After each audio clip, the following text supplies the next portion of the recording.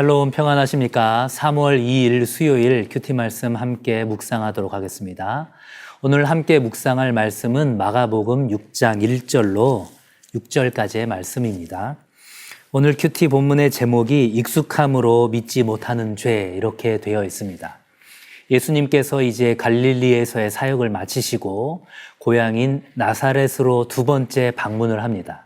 하지만 첫 번째와 마찬가지로 여전히 그 고향 사람들은 예수님을 배척하게 되었죠. 너무나도 익숙했던 그 고향 사람인 예수님이 하나님의 아들 메시아라는 것을 도저히 믿지 못했던 것입니다. 이러한 익숙함으로 믿지 못하는 죄가 우리에게도 있지는 않은지 오늘 본문을 통해서 함께 묵상하는 시간을 갖고자 합니다. 내용 관찰 1번을 볼까요? 예수님께서는 가버나움에서 어디로 가셨습니까? 1절에 보시면 예수께서 거기를 떠나사 고향으로 가시니 제자들도 따르니라 라고 되어 있습니다. 예수님께서는 가버나움에서 이제 남서쪽으로 한 33km 정도, 하루길 정도 떨어진 예수님의 고향 바로 나사렛으로 가십니다.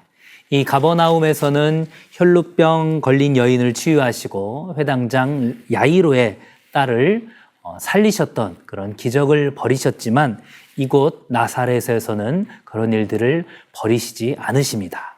그 이유가 무엇인지 뒤에 있는 질문을 통해서 우리가 확인을 할 수가 있는데요. 바로 2번입니다. 예수님의 가르치심과 권능을 보고 고향 사람들의 반응은 어떠했습니까? 2절과 3절에 보시면 굉장히 놀랐다 이렇게 이야기를 하죠. 3절 끝에는 어떻습니까? 단순히 놀라고 그것을 그대로 또한 받아들이는 것이 아니라 오히려 예수님을 배척했다라고 되어 있습니다. 내용 관찰 3번을 볼까요? 배척하는 고향 사람들에 대해 예수님께서 어떻게 반응하셨습니까? 5절과 6절을 같이 읽어보도록 하겠습니다. 거기서는 아무 권능도 행하실 수 없어 다만 소수의 병자에게 안수하여 고치실 뿐이었고 그들이 믿지 않음을 이상히 여기셨더라. 이에 모든 촌에 두루 다니시며 가르치시더라. 예수님께서 권능을 행할 수 없었다라는 것은 그럴 수 있는 능력이 없었다라는 것이 아니겠죠. 예수님께서는 그들의 그 믿음을 가지고 그들을 치유하셨기 때문에 그 예수님의 권능을 행하지 않으셨던 것입니다. 다만 믿음으로 나왔던 소수의 병자들만을 치유하셨다라는 것이죠. 그들의 불신앙을 또한 이상히 여기셨다 이렇게 말씀하고 있습니다. 그렇다면 이 고향 사람들이 왜 그렇게 예수님을 배척했을까요? 바로 연구와 묵상 4번을 통해서 우리가 생각을 해보길 원합니다. 고향 사람들은 어떠한 생각으로 예수님을 배척했는지 묵상해 봅시다. 예수님을 배척한 이유가 무엇이었습니까? 예수님이 공생애 이전에 30년가량을 그곳에서 지냈기 때문에 예수님의 가족에 대해서 그리고 예수님이 자라온 환경에 대해서 그 고향 사람들은 너무나도 잘 알고 있었다라는 거죠. 우리가 예수 그를 너무나도 잘 알고 있는데 그가 하나님의 아들일 리가 없다. 그가 전하는 그 기적과 이적은 단순한 초자연적인 현상에 불과할 것이다. 그는 그저 평범한 목수일 뿐이다. 3절에서 말하는 것처럼 이렇게 이야기하는 거죠. 심지어는 이 예수님에 대해서 요셉의 아들이 아니라 마리아의 아들이다. 이렇게 이야기하고 있습니다. 결혼하기 전에, 정혼하기 전에 마리아를 통해서 낳은 아들인 이 예수님이 어쩌면 고향 사람들에게는 요셉의 핏줄이 아닐 것이다 라고 수군거리는 사람들이 여전히 있었을 것입니다.